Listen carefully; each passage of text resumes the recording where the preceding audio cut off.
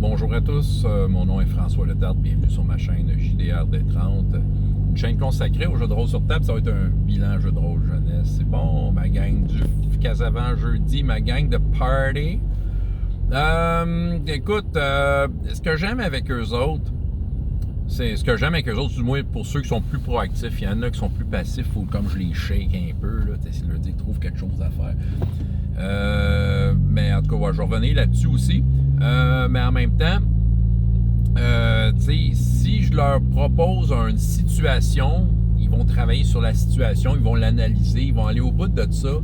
Et c'est quand même intéressant. Ils se dirigent vers la statue d'un griffon géant qu'ils ont découvert qui était dans une montagne. Puis que, c'est ça, il y avait comme de la végétation qui ne poussait que sur cette montagne-là, dans une lande qui est morte, et ils essayent en même temps de trouver des solutions pour que la nature reprenne ses droits.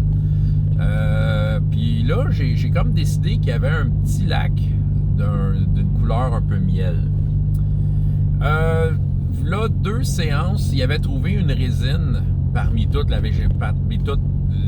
ce qui est mort, en fait, une résine avec laquelle ils ont fait des bouchons pour se protéger des champs des harpies, parce qu'il y a des harpies dans le coin.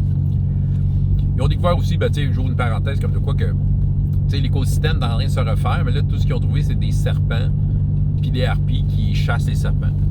C'est ça. Fait que là, aujourd'hui, il y avait entre autres une harpie qui se faisait avaler par un serpent, mais en même temps, sans que ça soit une situation avec laquelle il était obligé d'interagir avec, c'était surtout pour expliquer le décor. Et ils ont utilisé la harpie pour expérimenter le fameux petit lac couleur miel.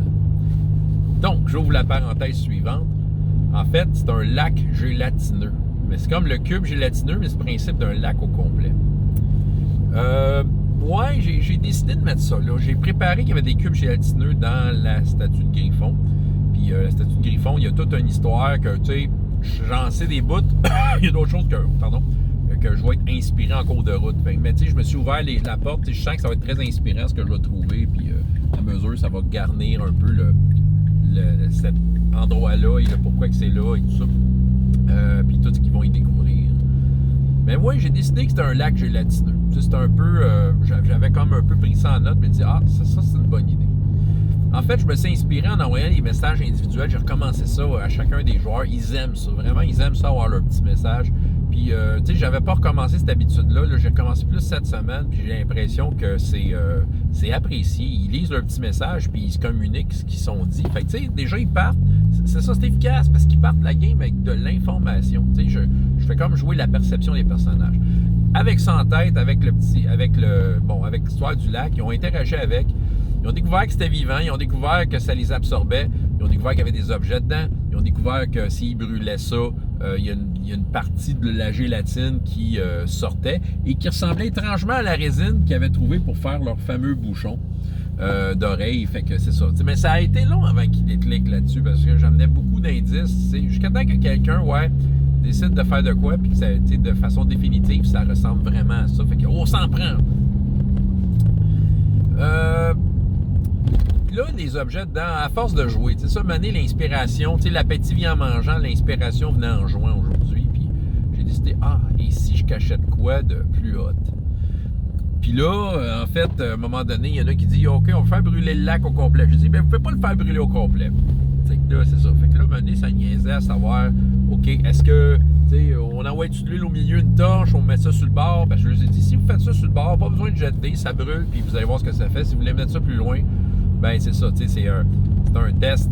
C'est un test, puis savoir si tu pognes l'huile que l'autre a lancée, Là, ça a niaisé. Il y a des torches qui ont volé, mais la joueuse vedette avec son détente dit, c'est pour toi, c'est surtout c'était elle qui avait lancé l'idée de brûler le lac. Elle rêvait de le faire brûler one shot. J'ai dit, mais non, ça marche pas. T'es bien déçu, mais en même temps, tu dis, là, la tache d'huile, vous l'avez toujours pas pognée. Est-ce que tu essaies de la faire brûler?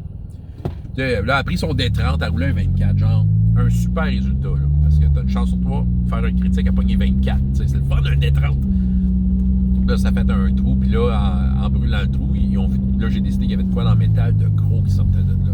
Oh là là, là, ils se sont mobilisés. Il y en a une qui a une baguette de lévitation, elle a lancé ça sur l'objet. Il y en a un qui a fait télékinésie. Il y en a un qui a lancé une corde. Il y a une qui a pris une potion de chute lente. Fait que là, il y a le Minotaure qui a essayé comme un peu de le lancer. Puis là, il y a comme un peu comme une plume. Il a réussi à se rendre jusque-là. Fait qu'il a attaché la corde, ils sont tous mis à tirer la corde, le griffon tirait par-dessus. Puis, tu sais, j'ai décidé de faire un test commun, genre, ça prend 50 de total, tu sais. Puis, tu sais, à toute la gang, ils ont tous fait ça, ils ont tiré fort. Ils ont sorti l'objet et je n'ai pas décrit l'objet. J'ai juste décrit que c'était une affaire qui était gros, qui était en métal, qui était quelque chose. Moi, j'ai décidé que c'était une construction qui était faite de façon très régulière, qui n'a pas été affectée par l'acide du cube, du lac gélatineux. Mais je n'ai pas décrit ce que c'était parce que j'ai dit, j'avais comme excuse, c'est enrobé de gélatine, vous allez savoir la semaine prochaine. Bref!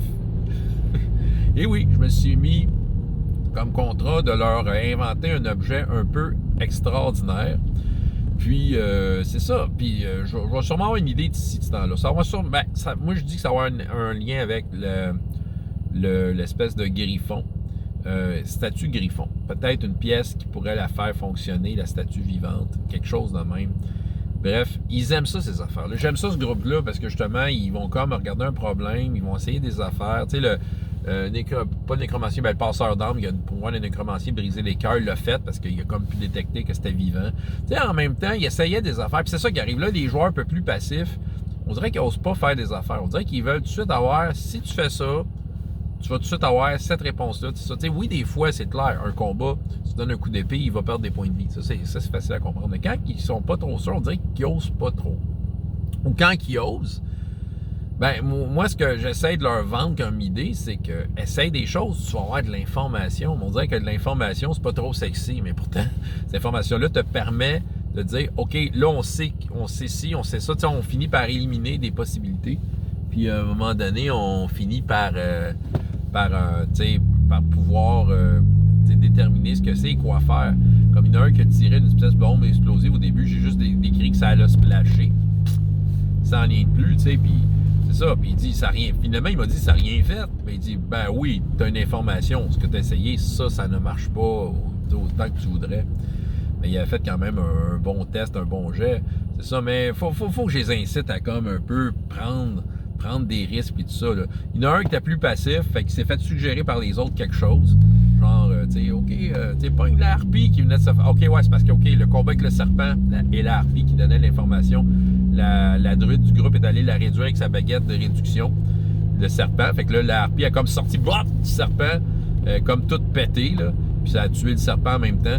Puis là, c'est ça. Fait qu'eux autres, ils ont dit, on met la harpie dans le lac pour voir qu'est-ce que ça fait avec la harpie qui parlait. Puis là, avec le langage des animaux, ils ont pu communiquer avec. Puis dans le fond, ils ont comme des... Tu sais, la harpie, elle avait peur de ce lac-là. Ouais. Moi, je pense qu'en fait, le lac gélatineux, c'est juste un résidu toxique, polluant, qui a servi pour faire la statue. Puis ils s'en sont servis pour faire le ménage dedans. Et jadis, et le lac est là. Ouais. C'est ça. Je trouve ça intéressant. Moi, je trouve mon idée super bonne. Qui sait, peut-être que les joueurs vont trouver une façon géniale de se faire leur propre cube gélatineux grâce à cette source. Cette source-là, le lac gélatineux, qui reste là bien tranquille, qui a plein d'objets. Mais c'est ça, là, il y a un objet. J'ai sorti un objet de là. T'sais, on dirait que c'est le genre de groupe qui m'inspire. Puis, tu sais, j'ai le goût des gâter avec des mystères, des affaires cool qui arrivent. Fait que, il me reste plus qu'à savoir c'est quoi exactement cet objet-là. J'ai envie que l'objet soit suffisamment mystérieux pour qu'il attire leur attention, qu'il y ait quand même suffisamment d'informations pour leur faire voir que c'est pas inutile, que ça peut servir à savoir comment ils vont l'amener, parce que c'est un gros objet vraiment lourd. Puis, ouais. Fait que, dans le fond, ils ont réussi leur test. Ils vont l'amener sur le bord, là. Tu sais, je vais décrire comme de quoi qu'ils ont comme tout forcé comme des bœufs. Je vais peut-être leur enlever un point de récupération là-dessus. Je verrai.